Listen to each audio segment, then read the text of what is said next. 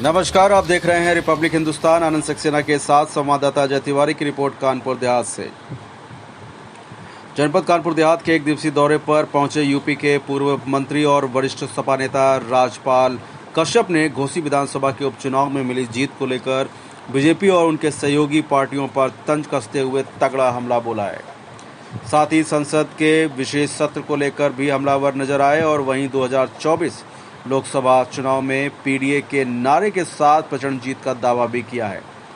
दरअसल उत्तर प्रदेश के पूर्व मंत्री एवं दिग्गज सपा नेता राजपाल कश्यप आज एक दिवसीय दौरे पर जनपद कानपुर देहात पहुंचे, जहां उन्होंने एक निजी कार्यक्रम में शिरकत किया। कार्यक्रम में मौजूद लोगों से पूर्व मंत्री राजपाल कश्यप ने सन 2024 में इंडिया का सहयोग करने की अपील किया। इस दौरान राजपाल कश्यप घोसी विधानसभा के उपचुनाव में सपा को मिली प्रचंड जीत से उत्साहित नजर आए और बीजेपी के साथ साथ उनके सहयोगी पार्टियों पर हमलावर होते हुए भी नजर आए।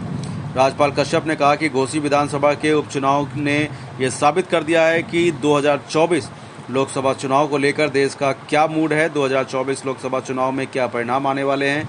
घोसी विधानसभा के उपचुनाव ने बीजेपी और उनके सहयोगी पार्टियों की उल्टी गिनती शुरू कर दी है।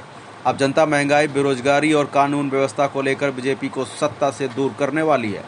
वहीं इस दौरान पूर्व मंत्री राजपाल कश्यप ने संसद के विशेष सत्र बुलाए जाने के लिए सरकार के फैसले को लेकर भी हमला बोला है और कहा कि सरकार कुछ भी कदम उठा ले, लेकिन अब पीडीए के सहयोग से इंडिया जीतने वाला है और 2024 लोकसभा चुनाव में इंडिया की प्रचंड जीत होगी। इस दौरान सपा जिला अध्यक्ष अरुण यादव, पूर्व सांसद राजा रामपाल, धर्मेंद्र त्रिवेदी, राघव अग्नोत्री और बीरसेन यादव मौजूद रहे।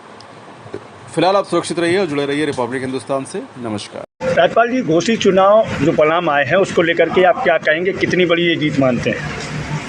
देखिए, घोसी की जनता को मैं धन्यवाद देता हूँ, आभार व्यक्त करता हूँ कि उन्होंने लोकतंत्र बचाने के लिए, संविधान बचाने के लिए और आरक्षण बचाने के लिए और देश बचाने के लिए वोट देने का काम किया और उस बीजेपी को हराने का काम किया जो बीजेपी दंभ से भरी हुई थी, जो बीजेपी को घमंड था हमको कोई हरा नहीं सकता, जो बीजेपी के केंद्रीय मंत्री, उत्तर प्रदेश के दर्जनों मंत्री, डिप्टी सीएम, सारे पीएमओ से लेके सभी कलेक्टर, कप्तान, कोतवाल, सीओ सभी लगे रहे कि समाजवादी पार्टी हार जाए। लेकिन उसके बावजूद भी वहाँ की जनता ने माननीय अखिलेश यादव जी पे और हमारे समाजवादी पार्टी के प्रत्याशी श्री सुधाकर सिंह जी पे भरोसा करके भारी मतदान किया। सभी जाति, वर्ग, धर्मों के लोगों ने करने का काम किया और जो जाति के ठेकेदार बनते थे, अपना दल बनाए थे, उनको भी बेनकाब करने का काम किया और समाजवादी पार्टी के पक्ष में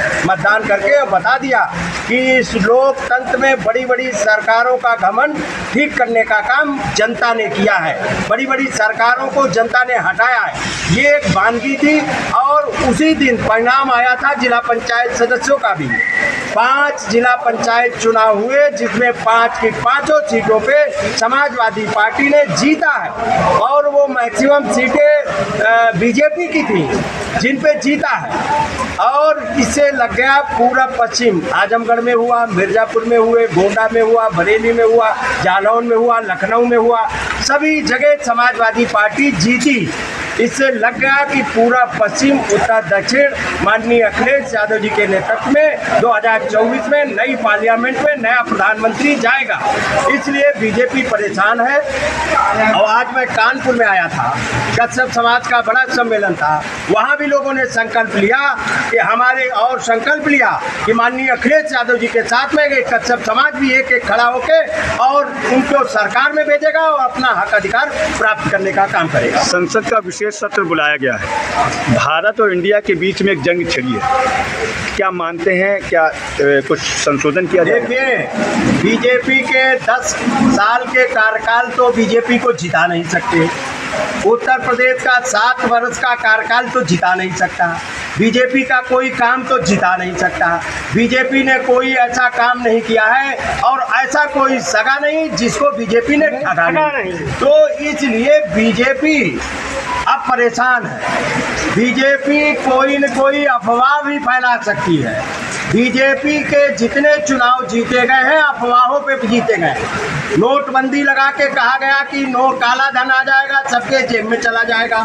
ना काला धन आया और नोटबंदी में सब बीजेपी के लोग भ्रष्टाचार के दलदल में। आपके कानपुर में ही पकड़ा गया था, एक जैन थे जो बीजेपी के थे, उनका पैसा आज कहाँ है, क्या है, उनके ऊपर कौन कार्रवाई हुई, आज तक बीजेपी ने जानकारी दी नहीं दी। अफवाह फैलाने का काम। और अब कोई सत्र बुला लें, अब जनता इनके झांसे में नहीं आने वाली है। जनता को इन्होंने महंगाई, बेरोजगारी, ध्वस्त कानून व्यवस्था, कहते थे देश बिकने नहीं देंगे, देश की सारी सरकारी संस्थान बेच रहे हैं लगातार और देश को गुलाम बनाने की तैयारी चल रही है। अब जनता इनके झांसे में नहीं पड़ेगी। एक एक वोट उत्तर प्रदेश और देश से माननीय अखिलेश यादव जी के नेतृत्व में उत्तर प्रदेश में पीडीए के साथ में इंडिया को जिताने का काम करेंगे। हर हिंदुस्तानी की खबर डाउनलोड करने के लिए सर्च करें हर हिंदुस्तान प्ले स्टोर पर।